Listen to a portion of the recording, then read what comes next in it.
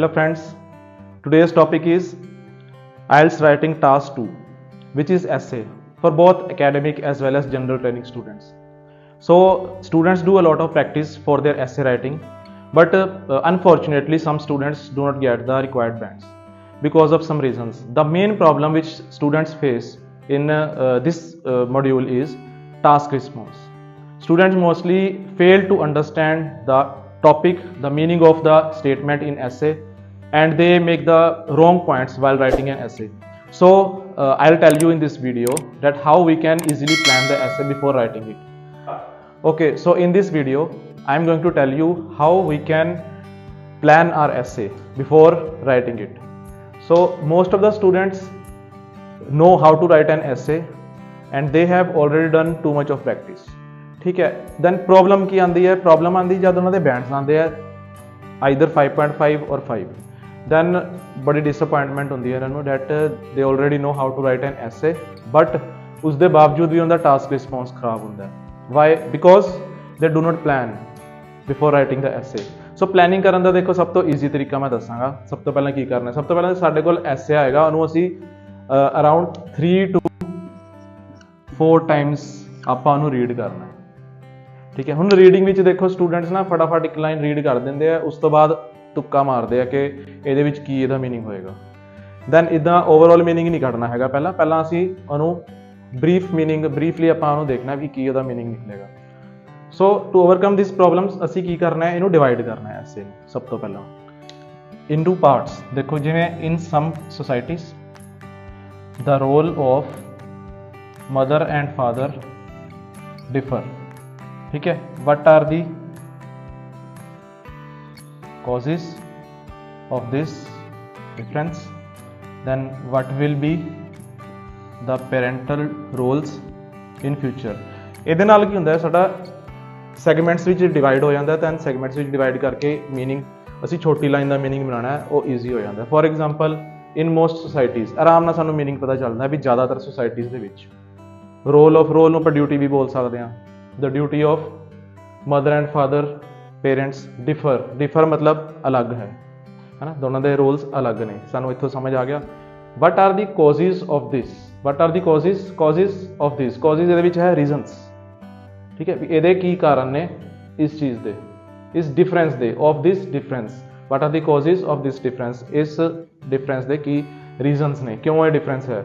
What will B, future ਹੋ ਗਿਆ, ਸਾਨੂੰ ਪਤਾ ਚੱਲ ਗਿਆ, ਵਿਲ ਦੇ ਨਾਲ ਸਾਨੂੰ ਪਤਾ ਚੱਲ ਗਿਆ. What will be the parental roles ਜਾਂ ਪੈਰੈਂਟਲ ਡਿਊਟੀਜ਼, ਜੋ ਪੇਰੈਂਟਸ ਦੀ ਡਿਊਟੀਜ਼ ਹੈ ਇਨ ਫਿਊਚਰ, ਵੀ ਫਿਊਚਰ ਦੇ ਵਿੱਚ ਪੇਰੈਂਟਸ ਦੀ ਡਿਊਟੀਜ਼ ਕੀ ਹੋਊਗੀ. ਹੁਣ ਇੱਥੋਂ ਸਾਨੂੰ ਪਤਾ ਚੱਲ ਗਿਆ ਹੈ ਨਾ, ਮੀਨਿੰਗ ਪਤਾ ਚੱਲ ਗਿਆ. ਜਦ ਇੱਕ ਵਾਰ ਮੀਨਿੰਗ ਪਤਾ ਚੱਲ ਗਿਆ, ਫਿਰ ਸਾਡੇ ਪੁਆਇੰਟਸ ਬਣਾਉਣੇ ਥੋੜ੍ਹੇ ਈਜ਼ੀ ਹੋ ਜਾਂਦੇ ਆ. ਉਸ ਤੋਂ ਬਾਅਦ ਤੁਸੀਂ ਰਫ ਦੇ ਵਿੱਚ ਜਾ ਕੇ ਪਹਿਲਾਂ ਪੁਆਇੰਟਸ ਬਣਾਉਣੇ ਆ, ਪੁਆਇੰਟਸ ਸੋਚਣੇ ਆ ਕਿਹੜੇ ਪੁਆਇੰਟਸ ਹੋ ਸਕਦੇ ਆ. ਸਿੱਧਾ ਆਪਾਂ ਐਸੇ ਅਟੈਂਪਟ ਕਰਨਾ ਸਟਾਰਟ ਨਹੀਂ ਕਰਨਾ, ਇੰਨੀ ਕਾਹਲੀ ਨਹੀਂ ਕਰਨੀ ਹੈਗੀ, ਬਿਕੋਜ਼ ਇਹਦੇ ਵਿੱਚ ਟੋਰਟੋਇਜ਼ ਨੇ ਜਿੱਤਣਾ, ਰੈਬਿਟ ਨੇ ਹਾਰਨਾ ਆਇਲਟਸ ਦੇ ਵਿੱਚ.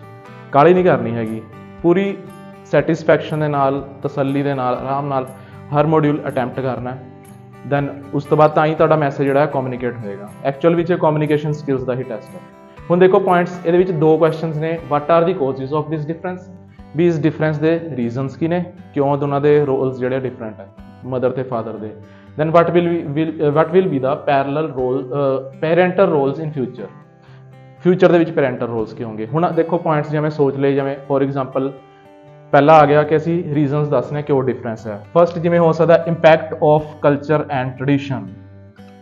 ਠੀਕ ਹੈ, culture and tradition the impact ਹੁੰਦਾ ਹੈ ਏਰੀਆ ਵਾਈਜ਼, ਰਿਲੀਜਨ ਵਾਈਜ਼, ਸਾਰਾ ਕੁਝ.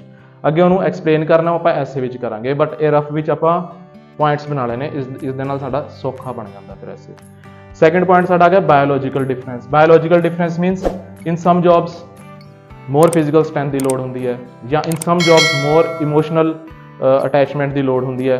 ਦੈਨ ਉਹਦੇ ਵਿੱਚ ਫਿਰ ਜੈਂਡਰ ਡਿਫਰੈਂਸ ਜਿਹੜਾ ਥੋੜਾ ਕਾਊਂਟ ਹੋ ਜਾਂਦਾ. ਰੋਲਸ ਇਮੋਸ਼ਨਲ ਅਟੈਚਮੈਂਟ ਇਨ ਦਾ ਸੈਂਸ ਵੀ ਚਿਲਡਰਨ ਦੀ ਟੇਕ ਕੇਅਰ ਲਈ ਮਦਰਸ ਜ਼ਿਆਦਾ ਇਮੋਸ਼ਨਲੀ ਉਹਨੂੰ ਵੈਲ ਤਰੀਕੇ ਨਾਲ ਉਹਨਾਂ ਦੀ ਨਿਊਰਿਸ਼ਮੈਂਟ ਕਰ ਸਕਦੀ ਹੈ. ਜਿਹੜੇ ਕਈ ਜੌਬਸ ਹਾਰਡ ਵਰਕਿੰਗ ਹੁੰਦੀਆਂ ਉੱਥੇ ਮੈਨ ਜਿਹੜੇ ਆ ਉਹ ਜ਼ਿਆਦਾ ਪ੍ਰੈਫਰੇਬਲ ਹੁੰਦੇ ਆ.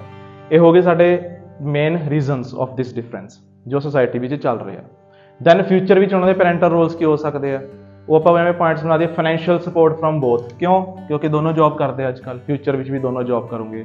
There is not any kind of gender difference in modern society.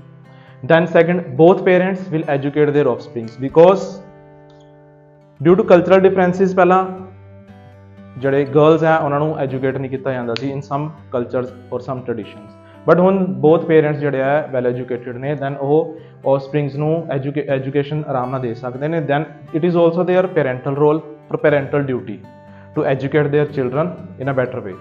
So in this way ਅਸੀਂ ਬਹੁਤ ਈਜ਼ੀ ਤਰੀਕੇ ਦੇ ਨਾਲ ਐਸੇ ਨੂੰ ਅਟੈਂਪਟ ਕਰ ਸਕਦੇ ਹਾਂ। ਇਹਦੇ ਨਾਲ ਸਾਡਾ ਕੀ ਹੋ ਗਿਆ, ਫਰੇਮਵਰਕ ਹੋ ਗਿਆ, ਫਰੇਮ ਬਣ ਗਿਆ, ਸਾਨੂੰ ਪਤਾ ਚੱਲ ਗਿਆ ਇਹਨਾਂ ਪੁਆਇੰਟਸ ਉੱਤੇ ਆਪਾਂ ਖੇਡਣਾ। ਹੁਣ ਉਸ ਤੋਂ ਬਾਅਦ ਕਨੈਕਟਰਸ ਲਗਾਓ। ਪਹਿਲਾਂ ਤੁਸੀਂ ਇੰਟਰੋਡਿਊਸ ਕਰੋ, ਤੁਸੀਂ ਕੀ ਦੱਸਣ ਲੱਗੇ ਹੋ, ਕਨੈਕਟਰਸ ਲਗਾਓ, ਇਹਦੇ ਉੱਤੇ ਇੱਕ ਸੈਂਟੈਂਸ ਬਣਾਓ, ਕਨੈਕਟਰ ਲਗਾਓ, ਇਹਦੇ ਉੱਤੇ ਸੈਂਟੈਂਸ ਬਣਾਓ, ਇੱਕ ਐਗਜ਼ਾਮਪਲ ਪਾਓ, ਆਰਾਮ ਨਾਲ ਈਜ਼ੀਲੀ ਤੁਹਾਡਾ ਐਸੇ ਅਟੈਂਪਟ ਹੋ ਜਾਏਗਾ। ਐਸੇ ਸਾਰੇ ਸਟੂਡੈਂਟਸ ਨੇ ਬਹੁਤ ਪ੍ਰੈਕਟਿਸ ਕੀਤੀ ਹੁੰਦੀ ਹੈ, ਆਰਾਮ ਨਾਲ ਅਟੈਂਪਟ ਹੋ ਜਾਂਦਾ ਹੈ। ਪ੍ਰੋਬਲਮ ਆਉਂਦੀ ਸਾਡੀ ਟਾਸਕ ਰਿਸਪੌਂਸ। ਟਾਸਕ ਰਿਸਪੌਂਸ ਦੀ ਪ੍ਰੋਬਲਮ ਇਸ ਕਰਕੇ ਆਉਂਦੀ ਹੈ, ਇੱਕ ਤਾਂ ਉਹਨੂੰ ਮੀਨਿੰਗ ਨਹੀਂ ਸਮਟਾਈਮਸ ਸਮਝ ਆਉਂਦਾ, ਇੱਕ ਪਲੈਨਿੰਗ ਨਹੀਂ ਕਰਦੇ, ਸਿੱਧਾ ਉਹਨਾਂ ਨੂੰ ਬਹੁਤ ਹਰੀ ਹੁੰਦੀ ਹੈ ਵੀ ਆਪਾਂ ਫਟਾਫਟ ਆਪਣਾ ਟਾਈਮ ਬਚਾਈਏ ਤੇ ਫਟਾਫਟ ਐਸੇ ਲਿਖੀਏ। ਨੋ, ਇੱਦਾਂ ਨਹੀਂ ਕਰਨਾ। ਅਸੀਂ ਪਹਿਲਾਂ ਪਲੈਨਿੰਗ ਕਰਨੀ ਹੈ, then only you will get the perfect points. ਠੀਕ ਹੈ, ਥੈਂਕ ਯੂ।